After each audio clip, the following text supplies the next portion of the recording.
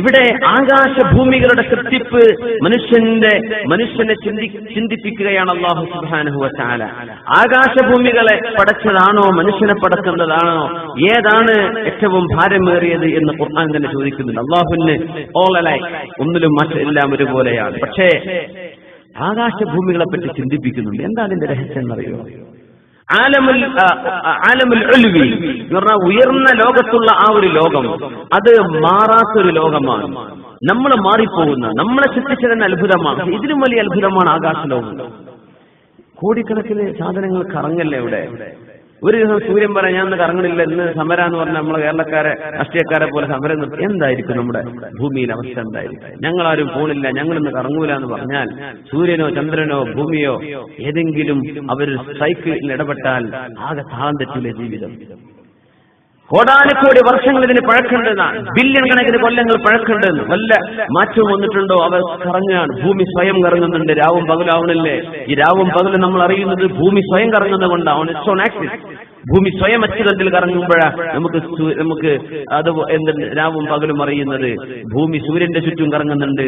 നമുക്ക് സീസൺ, ചൂടുകാലവും തണുപ്പുകാലവും അങ്ങനെ അനുഭവപ്പെടുന്നത് ഭൂമി സൂര്യന് ചുറ്റുമുള്ള കറക്കത്തിൽ, ഭൂമിയുടെ സ്വയം കറക്കത്തിൽ നമ്മുടെ ടെമ്പറേച്ചറിൽ വേരിയേഷൻ വരുന്നുണ്ട്. ഇതൊക്കെ അല്ലാഹു ചെയ്ത വലിയ അനുഗ്രഹങ്ങളല്ലേ? അതിൽ മാറ്റങ്ങളില്ലല്ലോ.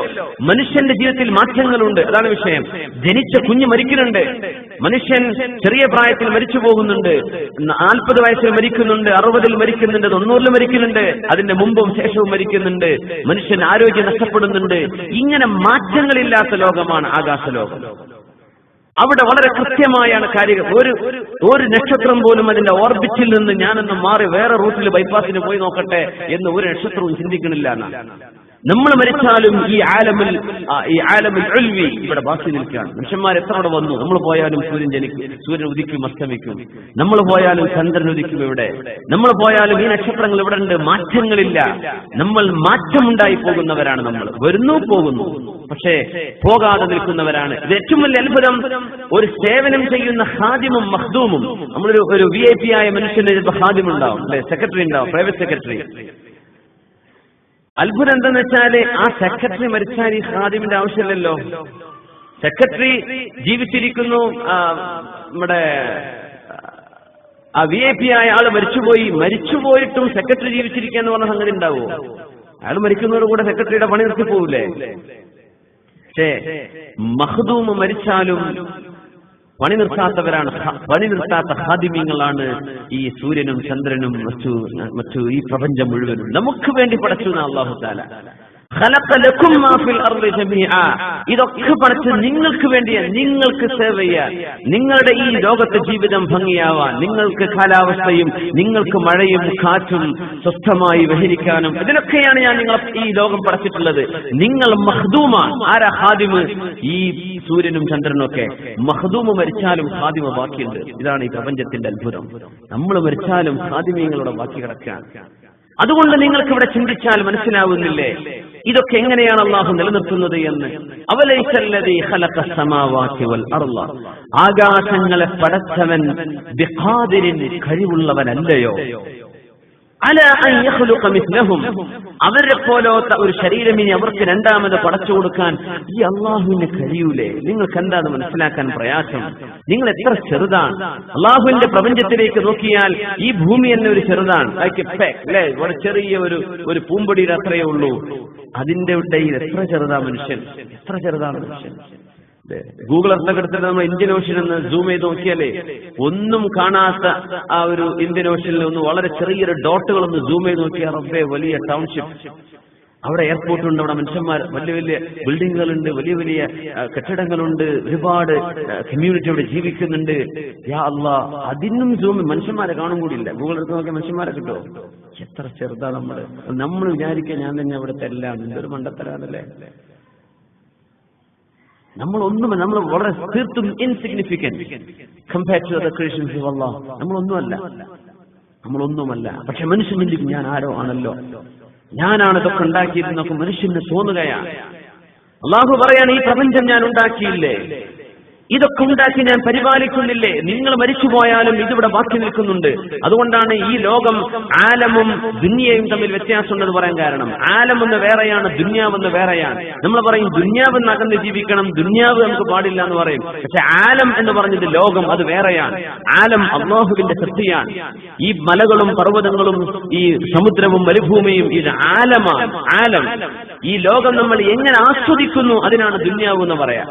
ഈ ലോകം നമ്മൾ എങ്ങനെ ഉപയോഗപ്പെടുത്തുന്നു അതാണ് ദുന്യാവ്. നിങ്ങൾ എന്ത് ചെയ്യുന്നത്? ഇവിടെ കടന്ന് തലതല്ലി മരിക്കണ്ട, നിങ്ങൾക്ക് പോകാനുള്ള ലോകം വേറെയാണ്. പക്ഷെ ആലം അല്ലാഹുവിന്റെ സൃഷ്ടിയാണ്. ഈ പർവ്വതം നമ്മൾ മരിച്ചാലുണ്ട്. റാസൽ ഖൈമയിലെ പർവ്വതത്തിൽ 2088 മീറ്ററോ എന്നല്ല കണ്ടു, 2088 കിലോമീറ്ററിന്റെ ഹൈറ്റുള്ള പീക്ക്, പർവ്വതത്തിന്റെ ശിഖരങ്ങൾ, ഉയർന്ന സ്ഥലങ്ങൾ ഈ ഭൂമിയിൽ അല്ലാഹു വരച്ചിരിക്കാൻ. സുബ്ഹാനല്ലാഹ്. 1 കിലോമീറ്ററിന്റെ അത്ര ഹൈറ്റ് വരുന്ന വേറൊരു പർവ്വതം നമ്മുടെ മസ്കറ്റിലെ ഒരു സ്ഥലത്തുണ്ട്. വാദി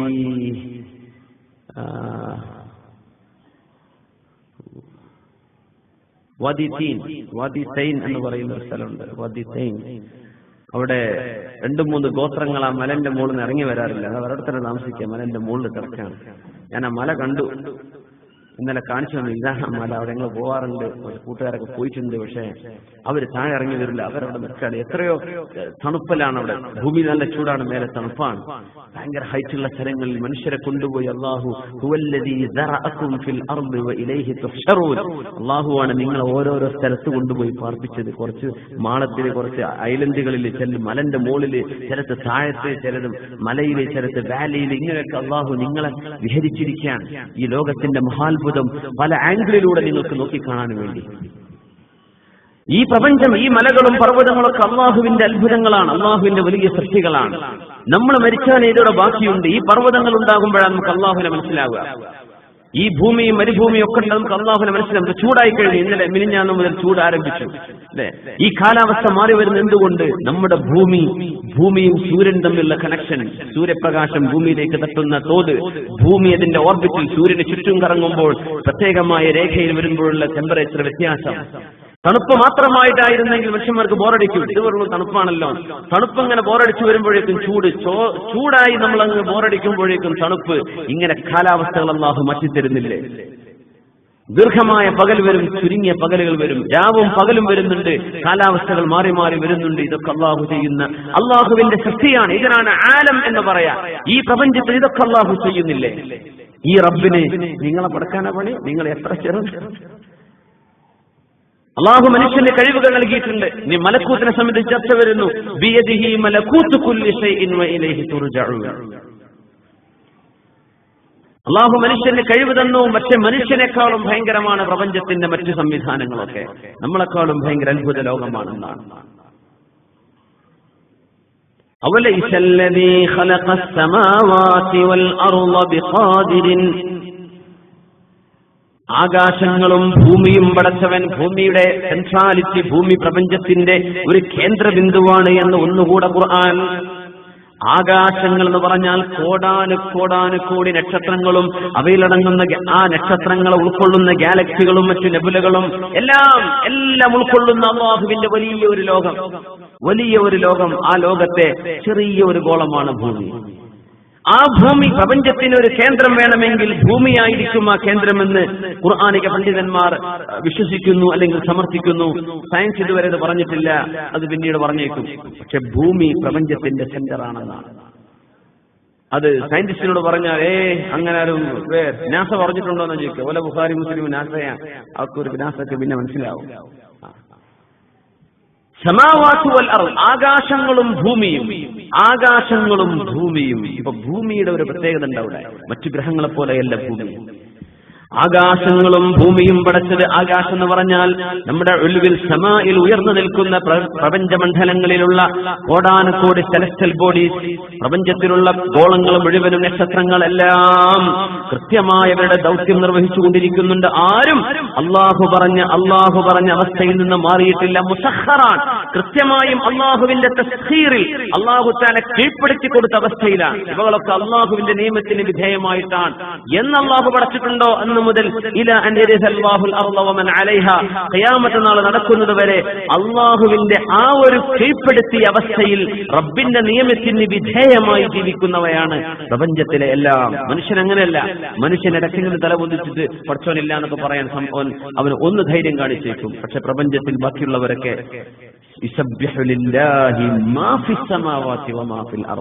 ഭൂമിയും സൂര്യനും എല്ലാം അള്ളാഹുവിന്റെ പുണ്യം, അള്ളാഹുവിന്റെ മഹത്വം വാഴ്ത്തിക്കൊണ്ടിരിക്കുകയാണ്. അവരൊക്കെ തസ്ബീഹ് ചൊല്ലുന്നുണ്ട്.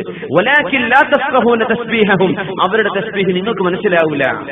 നിങ്ങൾ പറയാം അതൊക്കെ കൊടുങ്കാറ്റിന്റെ ശബ്ദമാണല്ലോ, അവർക്ക് തസ്ബീഹുകളുണ്ട്. ലാ തഫ്ഖഹൂന തസ്ബീഹ, നിങ്ങൾക്കത് മനസ്സിലാവില്ല. അവയൊക്കെ അള്ളാഹുവിന് വിധേയമാണ്. വകസീറും മിനന്നാസ്, കുറെ മനുഷ്യന്മാർക്കും അള്ളാഹു വിധേയരായവരാണ്. പക്ഷെ അള്ളാഹുവിന് വിധേയരാവാത്ത മനുഷ്യന്മാരുണ്ട്. ഇതൊക്കെ പഠിച്ചത് ഈ ചെറിയ മനുഷ്യനാന്ന് പറഞ്ഞാൽ എന്തായിരിക്കും അത്ഭുതമല്ലേ? സുബ്ഹാനല്ലാഹ്.